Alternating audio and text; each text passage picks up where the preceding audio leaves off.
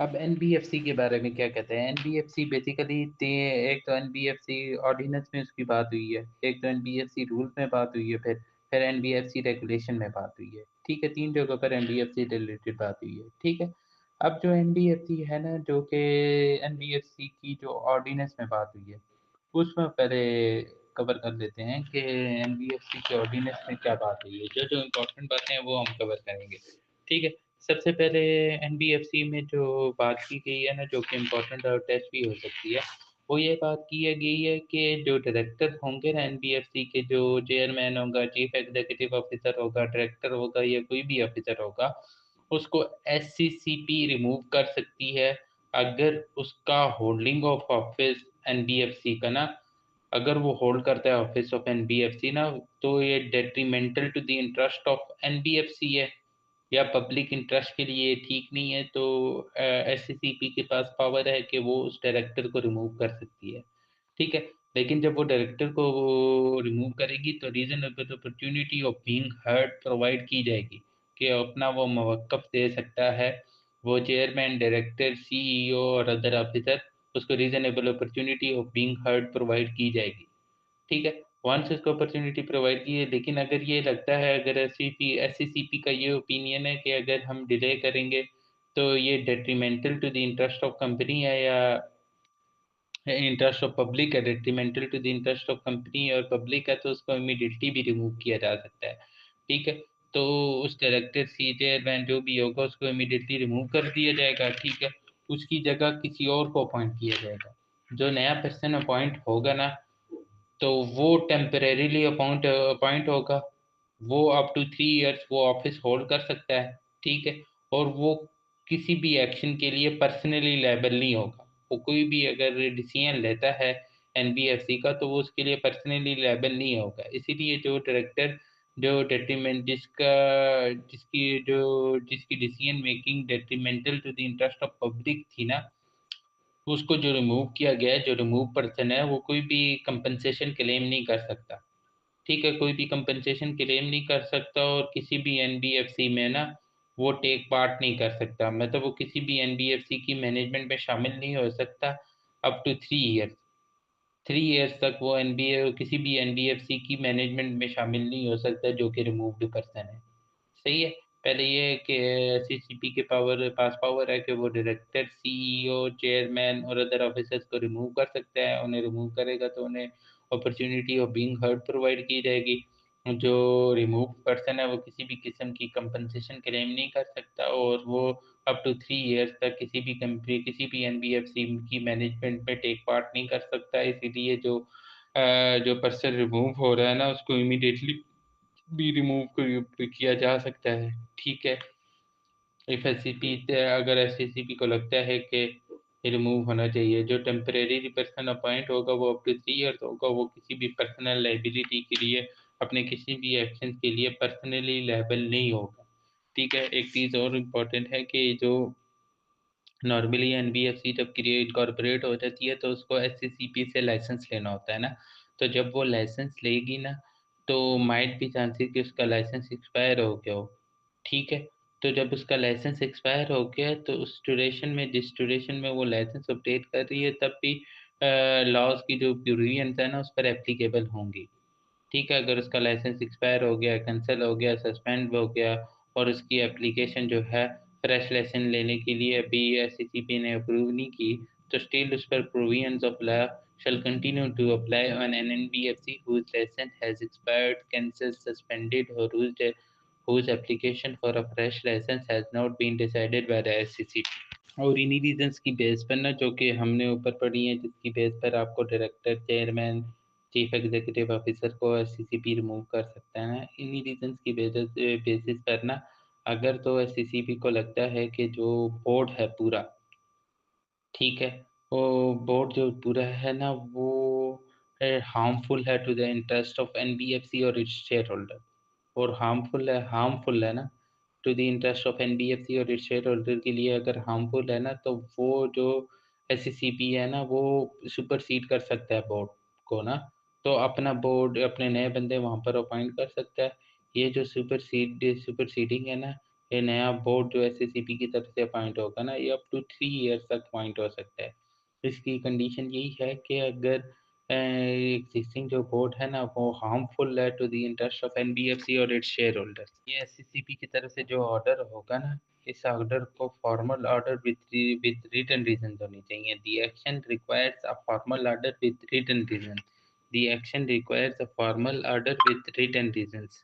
इसी तरह एसएससीपी के पास पावर है कि वो किसी कोई भी इंफॉर्मेशन अगर उसे चाहिए ना एनबीएफसी से, तो वो रिक्वायर कर सकती है कोई भी इंफॉर्मेशन एनबीएफसी से, लाइक फाइनेंशियल स्टेटमेंट और information relating to its business ना, एम्प्लॉय से रिलेटेड जो भी इंफॉर्मेशन होगी वो एनबीएफसी, अगर एससीसीपी रिक्वायर करता है तो एनबीएफसी को प्रोवाइड करनी पड़ेगी। इसी तरह एनबीएफसी जो एससीसीपी है ना, वो स्पेशल ऑडिट भी कंडक्ट करवा सकता है एनबीएफसी का। इसी तरह एनबीएफसी के पास ये पावर है कि वो किसी भी पर्सन को अपॉइंट कर सकता है कि वो इंक्वायरी करे एनबीएफसी की या नोटिफाइड एंटिटी की, या किसी भी director, manager, officer, chief executive officer हो गया, चेयरमैन हो गया, उनकी कोई भी उनकी इंक्वायरी करवा सकता है किसी भी पर्सन को अपॉइंट करवा कर ना। जब इंक्वायरी होगी तो उन जो भी डायरेक्टर होगा, मैनेजर होगा, ऑफिसर होगा एनबीएफसी का, ठीक है, या नोटिफाइड एंटिटी का, वो रिस्पॉन्सिबल होगा कि वो कोई भी इंफॉर्मेशन जो वो बंदा जो अपॉइंटेड पर्सन होगा उसको प्रोवाइड करे, ठीक है। तमाम जितने भी रिकॉर्ड हैं एनबीएफसी के ना, तो उस पर फुल एक्सेस होगी उस अपॉइंटेड पर्सन की। इसी तरह हमारा procedure for amalgamation of NBFC है ना, अगर दो एनबीएफसी आपस में एनबीएफसी दो एनबीएफसी आपस में अमलगमेट होने जा रही हैं और एक एनबीएफसी बनना चाह रही हैं, तो उसके लिए प्रोसीजर ये है कि दोनों एनबीएफसीज में सेपरेटली जनरल मीटिंग कंडक्ट की जाएगी, जिसमें शेयर होल्डर्स अप्रूवल देंगे। वो स्पेशल रेजोल्यूशन होगी, ठीक है। अगर तो वो स्पेशल रेजोल्यूशन जो भी रेजोल्यूशन है अमलगमेशन की रेजोल्यूशन, अगर वो पास होती है, मेजोरिटी ऑफ मेंबर्स उसको पास करते हैं, लाइक अगर 100 मेंबर्स हैं तो लेट्स सपोज वो 60 मेंबर्स पास कर लेते हैं, मोर देन 50% वाले पास कर देते हैं, लेट्स से 60 मेंबर्स ने उनको पास कर लिया, तो जो 60 मेंबर्स हैं ना, उनके पास at least 2/3 in the value of share holders होने चाहिए, in the value of share holding होनी चाहिए, वैल्यू ऑफ शेयर होल्डिंग होनी चाहिए 2/3 वैल्यू ऑफ शेयर होल्डिंग होनी चाहिए उन मेजोरिटी मेंबर्स के पास। मतलब कि जो 60 मेंबर्स हैं ना, उनके पास कम से कम 66.67 के अराउंड वैल्यू ऑफ शेयर्स का होना चाहिए। जो टोटल वैल्यू ऑफ शेयर्स है ना, उसका 66.67 उन 60 मेंबर्स के पास होना चाहिए दोनों एनबीएफसी में रिस्पेक्टिवली। तो तब रिस्पेक्टिवली ईच एनबीएफसी में रेजोल्यूशन पास होगी, और दोनों एनबीएफसी में रेजोल्यूशन पास होना ज़रूरी है। अब आपने क्या करना है, अब इसके बाद ये करना है कि आर्टिकल एसोसिएशन के अकॉर्डिंग ही आपने नोटिस भेजना है। एक नोटिस भेजना है, न्यूज़पेपर में नोटिस भेजना है, एक वीक में एक नोटिस भेजना है कम से कम, ठीक है, और 3 कंसेक्यूटिव वीक तक आपने भेजना है। उनमें से जो नोटिस आप कम से कम लाइक 2 न्यूज़पेपर में आपने एटलीस्ट नोटिस भेजना है ना। जो एक न्यूज़पेपर होगा ना, वो लोकल लैंग्वेज में होना चाहिए, मतलब वो लोकल लैंग्वेज समझ आ जाए उसमें होना चाहिए, ठीक है। इसी तरह जो डिसेंडिंग शेयर होल्डर्स होंगे ना, जो रिमेनिंग शेयर होल्डर्स होंगे जिन्होंने वोटिंग अगेंस्ट की होगी अमलगमेशन के लिए, उनके पास ये राइट होगा कि वो अपने एनबीएफसी के जो शेयर्स हैं ना, वो एनबीएफसी को सेल कर सकते हैं। किस वैल्यू पर सेल कर सकेंगे, जो एससीसीपी डिटरमिन करेगा, उस वैल्यू पर वो शेयर्स अपने एनबीएफसी को सेल कर सकते हैं, ठीक है। अब एससीसीपी ना जो पुरानी एंटिटी का नेम है ना, वो स्ट्राइक ऑफ कर देगी। तमाम assets and liabilities amalgamated entity में ट्रांसफर हो जाएंगे। जो न्यू एंटिटी बनेगी ना, उस एंटिटी में ओल्ड अमलगमेटिंग कंपनी जो होंगी वो खत्म हो जाएंगी। न्यू अमलगमेटेड एंटिटी जो बनेगी ना, जो भी एसेट्स एंड लायबिलिटीज होंगे वो उनको ट्रांसफर हो जाएंगे। अब आगे इसी ऑर्डिनेंस में ये भी बताया गया है कि एनबीएफसी दो तरह की होती है। एक एनबीएफसी होती है लेंडिंग एनबीएफसी, एक होती है फंड मैनेजमेंट एनबीएफसी। एक लेंडिंग एनबीएफसी होती है, एक फंड मैनेजमेंट एनबीएफसी होती है। इनकी बाइफरकेशन करना बहुत ज़रूरी है। एक होती है लेंडिंग एनबीएफसी जो लोन दे रही होती है, लाइक कौन सी एनबीएफसी होगी, जो इन्वेस्टमेंट फाइनेंस सर्विसेज होगी, हाउसिंग फाइनेंस सर्विसेज वाली होगी, लीजिंग एनबीएफसी होगी, ठीक है। इसी तरह डिस्काउंटिंग सर्विसेज प्रोवाइड कर रही होती हैं कि अभी आप पैसे ले लें इस इनवॉइस के अगेंस्ट, जी। डिस्काउंट करके ना। फॉर एग्ज़ाम्पल एक कंपनी है वो एनबीएफसी को जाकर इनवॉइस देती है, ये 100 मिलियन की इनवॉइस है, 2 साल बाद पैसे मिलेंगे। एनबीएफसी कहती है आप आज हमसे 80 80 मिलियन ले लें, फ्यूचर में 100 मिलियन हम इस इनवॉइस के अगेंस्ट हम ले लेंगे। ठीक है, ये डिस्काउंटिंग की सर्विसेज़ प्रोवाइड की जा रही होती हैं। इसी तरह वेंचर कैपिटलिस्ट इन्वेस्टमेंट की सर्विसेज़ प्रोवाइड की जा रही होती हैं, जिसमें जो एनबीएफसी है ना वो इन्वेस्टमेंट करता है किसी कंपनी में ना, कि जो एंटरप्रेन्योर होते हैं उनकी कंपनीज़ में इन्वेस्टमेंट कर रहा होता है, वेंचर कैपिटलिस्ट इन्वेस्टमेंट होती है, ठीक है? ये लेंडिंग एनबीएफसी होगी, इसी तरह फंड मैनेजमेंट एनबीएफसी होती है। वो नॉर्मली इन्वेस्टमेंट लेती है लोगों से और किसी दूसरे प्रोजेक्ट में इन्वेस्टमेंट करती है। जैसे इन्वेस्टमेंट एडवाइज़री सर्विसेज़ होगी, investment finance services is something different. जो इन्वेस्टमेंट फाइनेंस है, इन्वेस्टमेंट एडवाइज़री सर्विसेज़ होगी, एसेट मैनेजमेंट सर्विसेज़ होगी और any other form of business इनको फंड मैनेजमेंट एनबीएफसी कहा जाता है।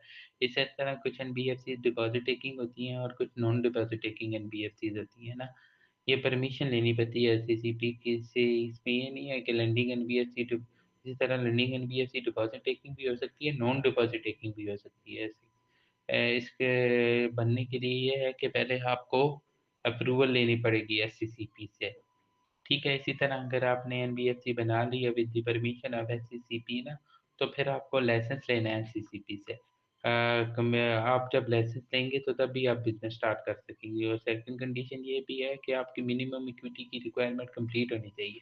तब आप एनबीएफसी उस लाइसेंस का बिज़नेस कमेंस कर सकते हैं और फ्यूचर में कैरी भी कर सकते हैं। अगर फ्यूचर में आपकी इक्विटी की रिक्वायरमेंट इक्विटी मिनिमम इक्विटी कम हो जाती है, तो फिर आप अपना बिज़नेस कंटिन्यू नहीं कर सकते, क्योंकि मिनिमम इक्विटी की रिक्वायरमेंट आपने at the rate of commencement भी पूरी करनी है और ड्यूरिंग आप बिज़नेस जब कैरी कर रहे हैं तब भी आपने उसको फुलफ़िल करना है।